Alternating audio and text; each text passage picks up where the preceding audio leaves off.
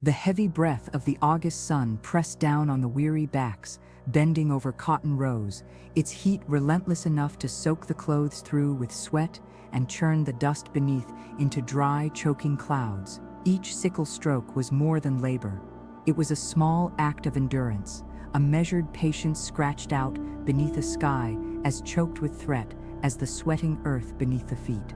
The late summer of 1856 in Alabama brought with it no mercy. The humid air hung thick with the mingled scents of cracked earth, cotton lint, and the sharp tang of sweat. The enslaved moved as shadows in the tall fields, their bodies scarred by endless toil, their hands raw from the iron-thin edges of tools meant for harvest, now caught in a rhythm carved from necessity and desperation alike. On this particular plantation, the overseers prowled like hawks among the rows, their eyes sharp with suspicion and cruelty. It was a routine as cruel as the sun's glare, shouting commands, cracking whips against flesh, enforcing silence broken only by gasps and the heavy scuff of boots in dry dirt. The overseer's presence was a weight pressing down thicker than the summer heat, their power wielded like the very sickles they carried, cutting and controlling with brutal efficiency. Yet beneath the surface of this ordered suffering, murmurs began to coil, soft, cautious words exchanged beneath breath and behind tense hands. Rumors flickered in the shadows, talk of revolt, dissent smoldering beneath the forced calm. No one spoke freely. Even the mere hint was a spark in a powder keg. What was it that pushed these souls to such brink? The ledger of plantation life counted wounds and whispered stories of fear, strangled before voice. Every whispered word was a risk measured in future agony, every furtive glance a calculation of survival. Sweat, mixed with the coarse fabric of worn clothing, the smell of earth-dark skin mingled with tobacco smoke from a distant cabin. The crack of a whip split the thick air like a violent gust. Would the heavy hand of discipline finally break the last thread of endurance? Or could that simmering defiance ignite into something fiercer, something terrible and irrevocable? The scent of dusty ground and iron-bound chains seemed to weigh heavier here, as if oppression had taken tangible form. The overseers had learned to recognize these restless signs, eyes a little too quick to dart away, hands clasping tools, a shade too tight, the silence that spoke loudest of all. But these men, instruments of this merciless system, never fully perceived the storms gathering behind weary faces. Their grip was firm, yet unseen cracks spread beneath it like silent rot. The blackened earth, pressed hard by the endless feet of those caught in servitude, echoed with unspoken questions. How long would the whip sing before the harvest turned to havoc? How many more cracked backs were needed before the fields ran red with more than sweat? It was a quiet reckoning, slow and breathless, punctuated only by the desperate murmurs that grew louder in the safety of darkness. Would you endure knowing each breath might be your last, your every movement watched?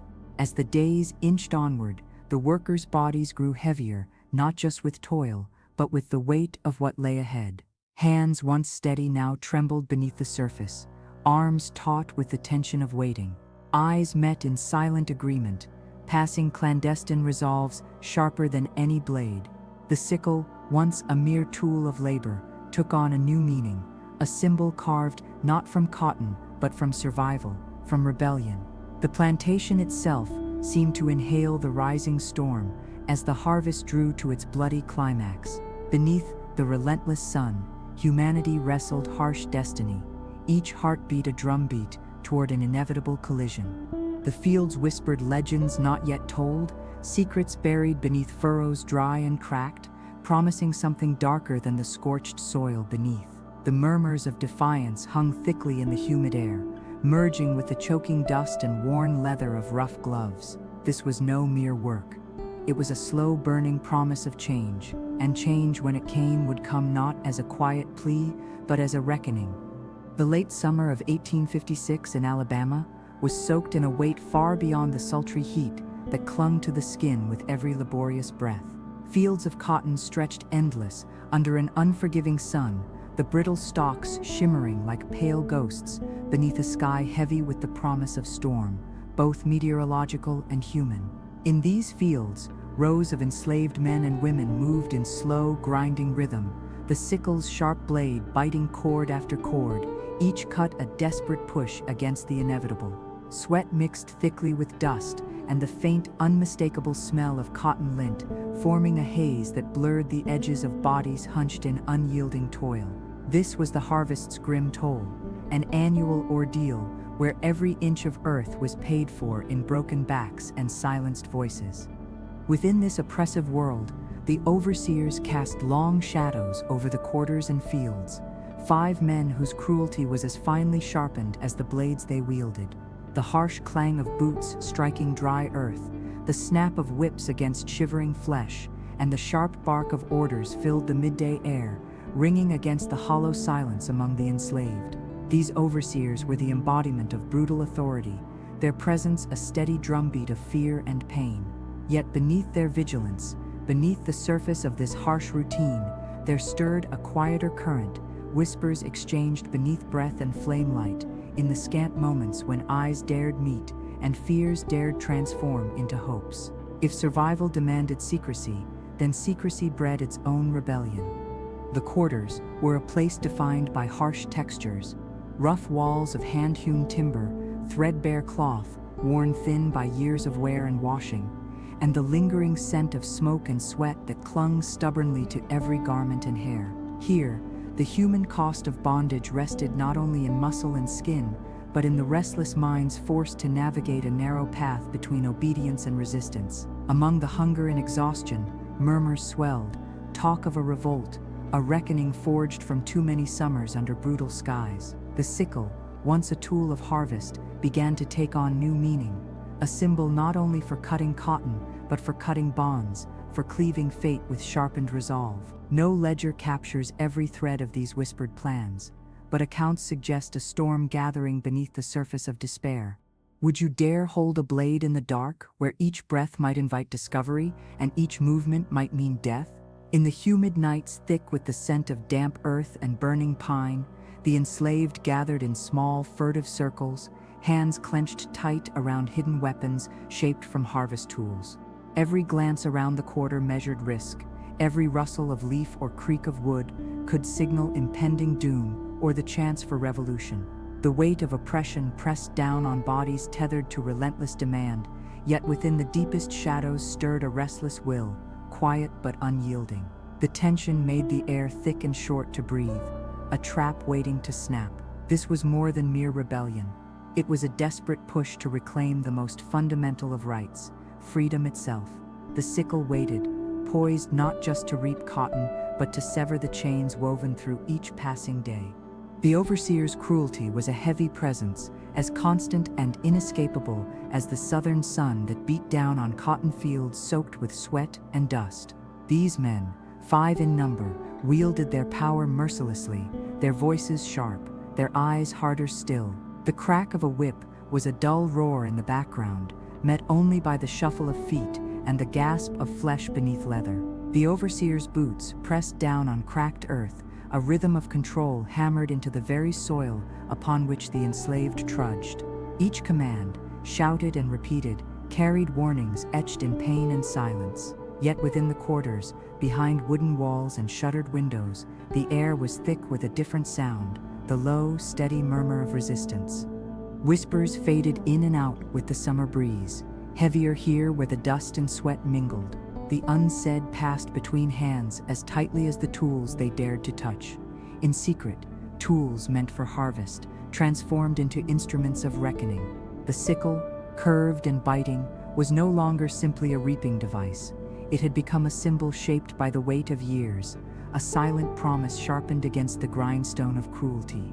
The fields bore witness to suffering, but the quarters bore the fetus of rebellion, a hidden pulse beneath the heat, the scent of damp earth rising with every secret word passed between the enslaved. The surface order masked the simmering fire beneath, a fire that could not be quelled by whip or command. How long could such quiet defiance remain unseen? The overseers, confident in their unchallenged dominion, did not perceive the shifting currents beneath their brutality. Their cruel dominion was a fragile construct, held together only by fear and force, and though their eyes missed the signs, the tension thickened like storm clouds above cracked plains. The enslaved moved cautiously, breaths measured, hearts pounding silently against the cage of bone and skin. To gather in the protective shroud of night was to flirt with death, yet to move without resistance was to die anyway. A slow death of the spirit. The murmurs coiled tighter, hands brushed tools hidden beneath rough clothes, eyes locked in understanding without words. The sickle's edge glinted in shadows, poised not for harvest, but for upheaval. Would you dare meet a dawn, knowing it might be your last? The perfumed haze of crushed cotton, dust, and sweat filled the quarters, thick and choking. The fabric of worn garments shifted against raw skin as bodies were pressed close by necessity, sharing heat and hope alike. The texture of life here was harsh. Splinters in tired hands, the scrape of rough cloth against face, the faint but constant clink of chains worn invisible beneath uniforms of years. Eyes met and broke, caught between fear and resolve. These small acts, the shifting of a hand, the tightening of a grip around a hidden blade, were tectonic movements in a landscape made of vigilance and silence. The sickle, carried discreetly, was sharper than any word of rebellion, ready to sever the unyielding knot of bondage. The overseer's cruelty was a season, recurring like the relentless summer heat, but so too was the whispered promise of revolt, slow, methodical, and deadly in its patience. The farm's dust and sweat bore witness to the growing storm, hiding it beneath layers of dirt and toil until it was no longer a secret, but an inevitability.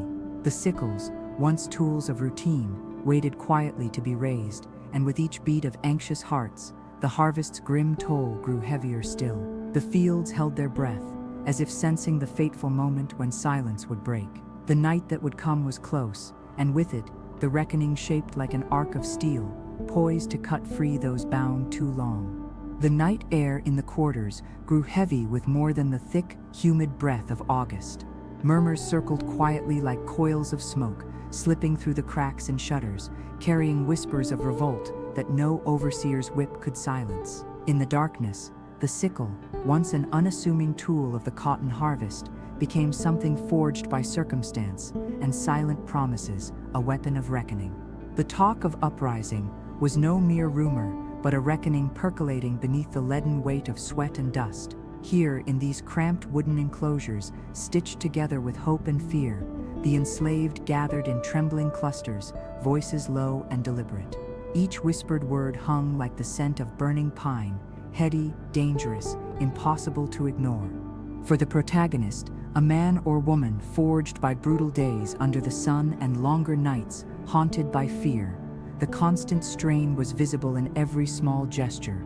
Hands clenched too tightly around smooth wood handles, breaths caught before words could spill, eyes shifting quickly away from overseer's watchful gaze.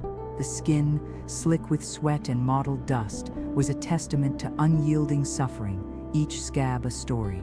Yet beneath this weary exterior flickered a steely resolve, hardened like the raw edges of the sickle's blade. The quarter was alive with tension. A careful movement here, a barely audible plan repeated there, threads weaving a tapestry of resistance. The question was no longer if, but when, and how far desperation could stretch before it shattered silence.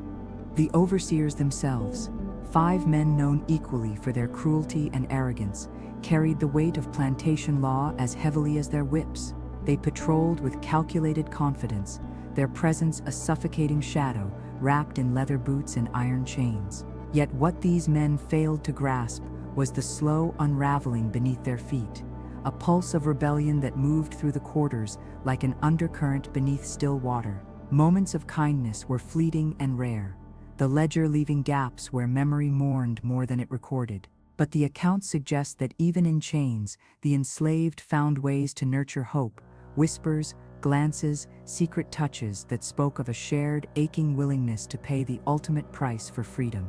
Would one act of defiance ignite the flame that years of suffering had smoldered? The sickle's curve was both tool and talisman. Weathered hands memorized its weight, fingers stained with sap, and grime learning its precise arc. In the moonless hours, the weapon was cloaked in secrecy, hidden beneath straw, tucked inside ragged clothing, ready to be wielded not just against cotton, but against the oppressors themselves. The air smelled of damp earth and sweat-soaked cloth, thick as the resolve binding conspirators together. In this crucible of heat and fear, each careful breath was a reminder of both peril and possibility. The tension grew, palpable and slicing through the quiet, as hushed voices planned the night when the harvest's toll would finally be paid, not in cotton, but in justice. The sickle hung poised on the edge of a new dawn. The overseers who ruled the plantation in 1856 Alabama carried brutality like a second skin, their presence casting an unyielding shadow over every toil-worn back bent beneath the scorching sun. 5 men, each with a whip cracked sharp and a cold gaze calibrated to extinguish defiance before it ignited. They moved like hawks through fields heavy with cotton, the dry dirt cracked beneath their heavy boots as their voices tore through the heat, issuing commands that sounded like threats etched deep into the heavy air. Yet beneath this surface of raw oppression, whispered murmurs stirred among the enslaved, small sounds barely heard above the rustle of cotton leaves, but charged with grim intent. The plantation was a furnace of fear, but beneath its scorching surface simmered something darker, the quiet promise of revolt. The quarters where the enslaved lived were rough with the grit of survival. Walls made of splintered, weathered wood closed tightly around cramped spaces, filled with the thick, persistent smells of sweat, smoke, and damp cloth. In the shrouded corners of these crude homes, conspiratorial voices wove songs of hope and vengeance. The sickle, a tool designed solely for harvest, had assumed new meaning. In the folds of tattered cloth and the grip of wearied hands, it was no longer just a farming implement, but a blade of survival sharpened by years of cruelty and despair. Each whispered plan was a tightening knot of desperation and calculated courage, for discovery meant not just punishment, but death. The overseer's cruelty was the reason behind these secret gatherings, the iron link binding whispered fears and hushed courage together. Here, in this cramped space, survival was both a strategy and a silent rebellion. The overseer's tyranny had worn down body and spirit, but it had not crushed the will to resist. Records imply moments of small kindnesses rarely spoken of, fragile glimmers in an otherwise bleak landscape of violence. The enslaved knew their safety was a brittle illusion, torn apart by the harsh clang of overseers' boots or the sudden crack of a whip. Yet even as they bore the weight of exhaustion and fear, the dormant fire of revolt grew in the spaces between duty and defiance. Meetings in shadowed corners passed between stolen glances and quiet phrases, the sickles curve a cipher between survival and uprising. Would the price be too high, or was the cost of submission far greater? As the sun set low, the plantation seemed to hold its breath, waiting for the inevitable crack in its foundations. Would you raise a blade against those who wield power with cruelty unchained? The tension in the quarters was a palpable thing, thick with the combined sense of sweat-soaked cloth, burnt pine from nearby fires, and the earthy musk of disturbed soil. Every texture, the coarse fabric against raw skin, the splintered floor under bare feet, was a reminder of a life tethered to relentless labor and unyielding oppression. Eyes were wary but determined. Hearts pounded a silent drum behind controlled breaths. The sickle rested heavy in calloused hands, glinting faintly in the ember light, a quiet talisman waiting for the moment it would carve a new future. The air shimmered with anticipation, as every whispered word and subtle touch moved the quarter closer to a point from which retreat was impossible. The very night held its breath, ready to witness the harvest's final grim toll. The smoke of burning cotton bales hung faint in the oppressive summer air as the plantation lurched into chaos. News of the revolt spread swiftly, carried on the wind like a dark omen. The once orderly rows of cotton now stood desecrated, trampled under frantic feet fleeing the violence. 5 overseers lay hacked down in the brutal uprising, the sickle, harvest tool turned weapon, gripped tight in hands, desperate for freedom. Panic coursed through the fields and quarters alike. The heavy scent of sweat and blood saturated every breath. The plantation was no longer a place of forced labor, but a crucible alight with fear, anger, and the shattering of silence. Men and women fled into dense woods and thick swamps, their bodies slick with sweat and dirt, limbs trembling from exertion and adrenaline. The humid air wrapped around them like a shroud, nature itself seeming to hold its breath. Pursuit came swift, armed men and hounds searching for shadows, the scent of rebellion trailing like a curse. The night was alive with rustling leaves and distant shouts, a chaotic symphony underscoring a desperate flight. Survivors clung to paths known only to them, pressing through thorns and marsh, the sting of blood mingling with the earthy musk of overturned soil. The sickle, once a symbol of quiet labor, was now a talisman of survival and vengeance, its cold edge bearing witness to the savage justice exacted on the overseers. Yet the aftermath was a landscape scarred far beyond the shattered bones and torn flesh of the rebels and their oppressors. Plantation owners scrambled to reassert control, the law wielded as a weapon as fierce as any blade. Punishments were swift and ruthless, public executions, lashings, dispersal, and exile. The heavy footfalls of militias echoed through quarters now heavy with dread and mourning. But oral histories whispered by survivors told tales at odds with court records of pain, loss, but also of courage that refused to be extinguished. The sickle's arc had cleaved not just flesh, but the silence that shrouded hidden acts of resistance. The plantation's grim legacy was marked indelibly that night, where the harvest's true cost was paid in blood and memory. Would you reckon with freedom knowing what price it demands?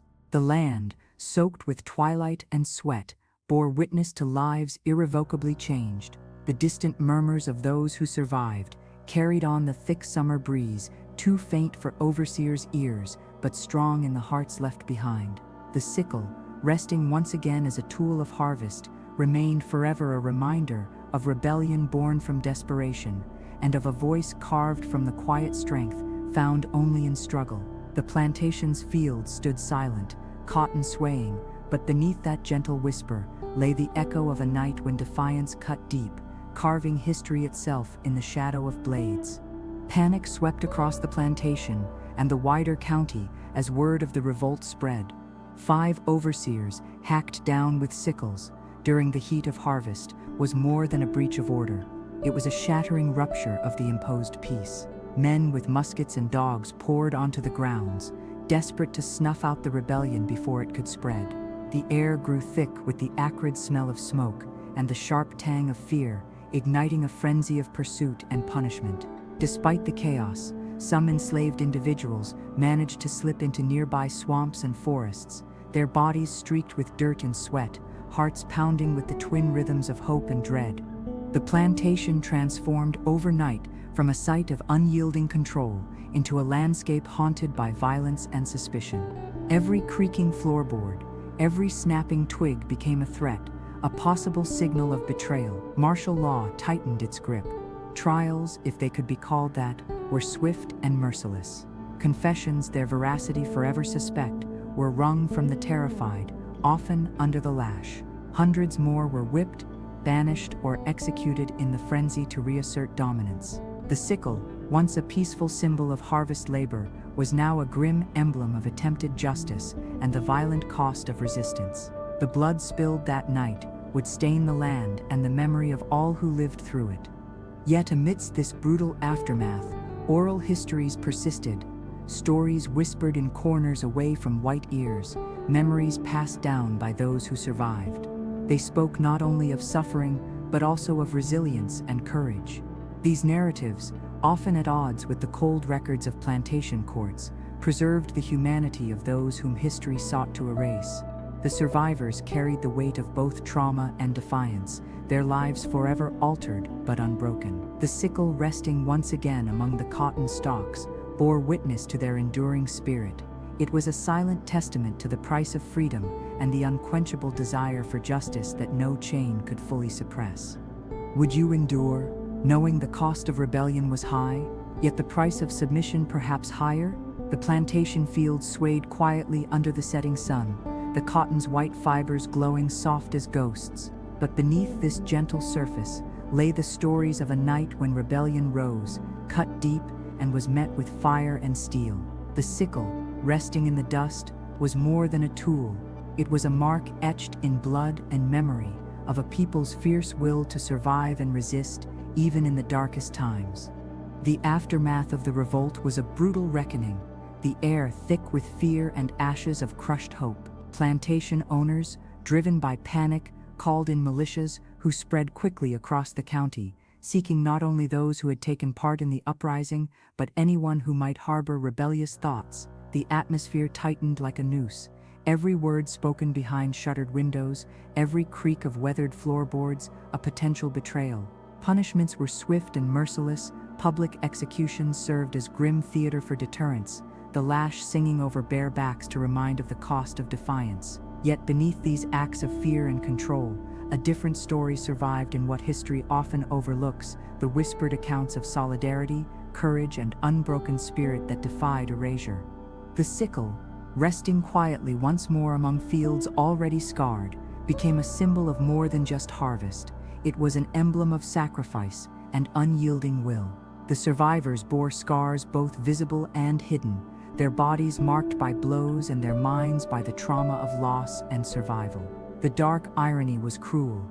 Those who dared reach for freedom paid in blood, but their actions shattered the illusion of docility that plantation order relied upon. Courts tried to record names and verdicts, but many truths slipped between the cracks of official records, lost to fear and time. Oral stories spoke of nights spent nursing wounds, hiding from patrols, mourning lost kin, and plotting what might come next. They held on to the memory of rebellion as a vital pulse beneath the plantation's oppressive silence. Would you remember resistance as a reason to live or a sentence to suffer? The fields swayed gently under the afternoon sun, the cotton's white bloom masking the history soaked into the soil. The sickle, once a tool of harvest, now lay in quiet testimony, waiting for the day its arc might again be raised not against cotton, but against chains. Between the rows of cotton, the spirit of the revolt lingered in the cracked earth and whispered winds, an unspoken vow that oppression's grasp, though tight, was never unbreakable. The harvest had claimed more than crops that season. It took lives and bred legends, planting the seeds of memory and resistance that would echo far beyond Alabama's fields. The moral landscape, after the revolt, was a fractured mirror, reflecting a brutal division, oppressor and oppressed, law and rebellion, remembrance and erasure. The 5 overseers represented the tangible face of systemic cruelty, wielding power with whip and weapon, while the enslaved bore the invisible burden of survival beneath the cotton's white fold. But the plantation's order, so meticulously maintained, was cracked forever, revealing the human costs hidden beneath 1856 Alabama's harvest. Laws tightened, controlling bodies and minds with ever more merciless restrictions, but beneath these codified chains simmered the ghost of resistance and contested memory. The enslaved protagonist's journey was marked by 3 profound turns. First, the cold recognition that brutal submission was no longer an option. They bore witness to pain, inflicted not just on flesh, but on spirit. Then, the decision to grasp the sickle, not only as a tool, but as an instrument of revolt, demanded courage tethered tightly to desperation.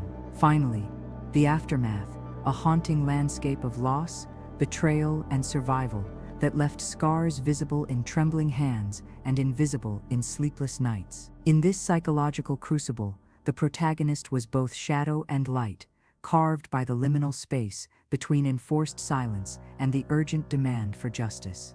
Opposing forces shaped the narrative's heartbeat. The human antagonists, 5 overseers, embodiments of power wielded without mercy, were supported by an institutional system that legitimized cruelty through law and punishment. Even the environment itself, scorching summers, unforgiving terrain, beyond physical hardship, acted as a silent enforcer channeling despair and determination alike. Secondary voices spun a complex tapestry, the preacher offering spiritual solace, but also silence, the doctor bridging science and survivor suffering, the gossip weaving rumors' venom with truth's fragments, the minor overseer figure revealing power's layered cruelty. These voices illuminated fractured truths and moral dualities. Memory versus erasure became a battlefield. Archive records buried inconvenient tales, while oral tradition preserved the pulse of rebellion. The sickle, rope, blood, and fire emerged repeatedly as symbols weaving through pivotal scenes, the sickle's initial grasp and later deadly swing, blood marking sacrifice and survival, fire consuming fields and fears, rope binding bodies, but also linking narratives. These motifs underscored fate and hope amidst oppression. This moral and historical complexity shaped the show's Gothic tone, investigative but poetic, revealing a layered truth where justice and horror entwined. The story's grasp reached beyond history, confronting present questions about voice, power, and the price of freedom. The preacher's voice tolled softly beneath the heavy rafters of the slave quarters, a fragile thread of solace in a world hewn from hardship and fear. His prayers, steeped in the rhythms of scripture and coded hope, offered a fleeting sanctuary from the brutality of overseers and the grinding laws that kept bodies shackled and spirits worn thin. Yet his silence on matters of uprising spoke volumes, words left unspoken against the weight of menace that commanders and masters wielded like weapons themselves. The preacher's role was an intricate dance of survival. To speak too boldly was to invite deadly consequence, yet to remain silent was to let oppression fester in the dark. His sermons echoed with biblical promises, yet veiled coded calls for endurance and quiet resistance, threading through the hearts of those who hungered for more than salvation from above. The plantation doctor moved with a different burden. His tools, pale jar and thin needle, cloth bandages stained with charcoal, and the sickly sweet scent of tinctures were the meager barriers between life and death in quarters filled with pain. His knowledge was limited by the era's scant medicine, unable to heal wounds deeper than flesh. The doctor tended to bruises and broken bones, but carried the invisible wounds, the fever of fear, the weight of despair that no remedy could touch. His presence was both reassurance and reminder. Survival was fragile and often fleeting. His eyes met those of the rebels with a mixture of compassion and helplessness, a silent witness to the cost of resistance etched in blood and soul. The gossip moved like a shadow, weaving rumors and half-truths with alarming agility. Her voice was a cracked whisper, carrying news both feared and sought. She held power in the exchange of secrets, shaping fears and hopes alike in the quarters. Her stories blurred the lines between fact and speculation, some truths shining like embers beneath layers of exaggeration. It was through her that mistrust spread, as well as solidarity, a testament to the complex network of communication among the enslaved. Her tales carried warnings dressed as fables, the fire of survival flickering in every hushed phrase. Lastly, the overseer, a lesser figure amid the five but steeped deeply in cruelty, added human texture to oppression's face. His moments of dark humanity, fleeting and twisted, revealed the intricate power dynamics that controlled the plantation. His brutality was tempered with brief flashes of doubt or regret, showing the messy, often contradictory nature of those who enforced slavery's harsh laws.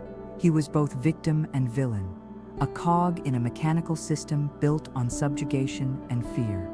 Together, these voices illuminated the moral dualities at the heart of the story: oppressor and oppressed, law and rebellion, memory and erasure. Their interactions painted a complex portrait of a world balanced precariously between survival and resistance, justice denied yet ceaselessly sought in a system designed for silence. 5 overseers held merciless control over the slaves in 1856 Alabama, their cruelty etched in every sharp command and heavy bootfall. Under the oppressive sun, their voices cracked like whips, enforcing obedience through harsh punishment and the ever-watchful glare of iron authority. Yet beneath their domination, whispered murmurs wove through shadowed quarters, tales of secret defiance and quiet resilience. Hidden beneath sweat, dust, and worn cotton were promises of revolt, small acts of fierce hope flickering like embers, awaiting a gust to ignite a blaze. The overseers, blind to these murmurs, moved confidently among the rows, unaware of the storm their violence stirred.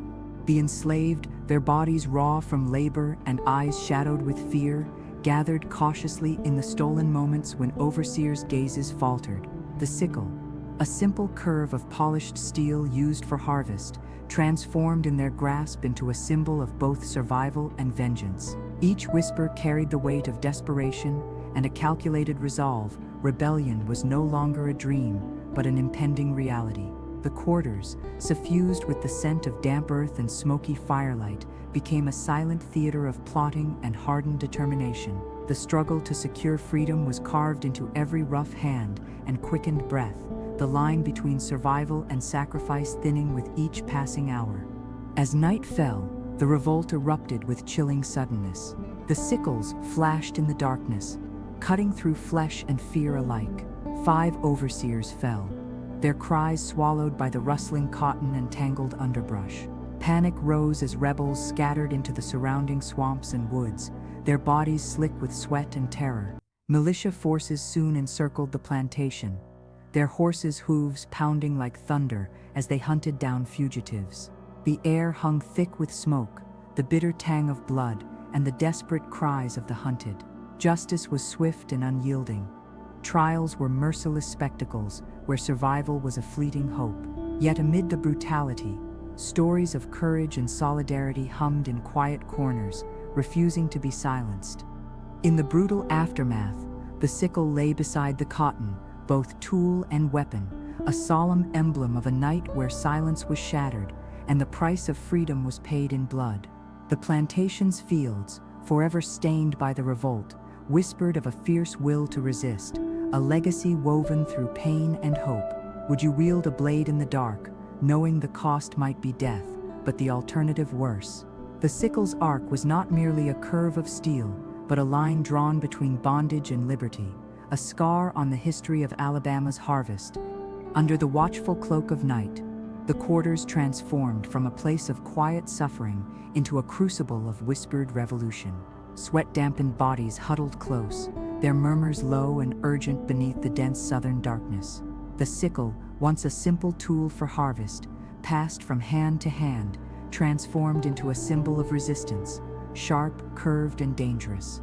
The rough texture of worn cloth clung to skin, the frail flicker of lamp oil casting elongated shadows across weathered faces. Breath was held, and every small sound, the scrape of a foot, the subtle shift of fabric, carried the weight of potential discovery. This was more than mere talk. It was plotting born from years of brutal bondage, a calculated defiance threading through whispered plans. The protagonist's fingers, calloused yet nimble, traced the sickle's edge, feeling its cold steel promise. Eyes met in silent agreement, the gravity of their shared purpose pressing as surely as the humid air did down on their backs during the scorching days. The tension was taut, a fragile lattice of trust and fear, knitted by countless unspeakable acts of oppression. Every rustle could signal an overseer's return, every silence a dangerous calm. There was no room for doubt or hesitation. The smallest misstep could mean ruin or death. Yet even in these fragile moments glimmered something fierce and unyielding, the resilient heartbeat of those refusing to surrender to the plantation's iron will. Outside, the oppressive heat lingered like a thick shroud, muffling the sounds of the night and concealing the steady cadence of plodding breaths. The sickle's deadly arc was rehearsed in whispered instructions, hands practiced careful motions, eyes scanned for any threat. These small victories of secrecy were as vital as the sun-soaked labor by day. They underscored a new reality. The predictable order of plantation life had fractured, replaced by a clandestine rhythm of rebellion. Each word carried not only hope, but terrible reckoning. How could the enslaved calibrate courage when each step might lead to freedom or swift retribution?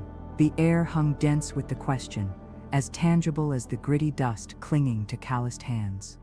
Would you risk everything in silence, knowing that discovery meant a brutal end? The quarters, places of fleeting rest, became theaters of subtle defiance, where plans wove tightly around fear. Conversations dipped and rose like the flickering light from an ember that refused to die. Hidden beneath coarse cotton and soot-streaked walls were the stirring seeds of revolt, carefully sown in secrecy. The sickle was more than metal.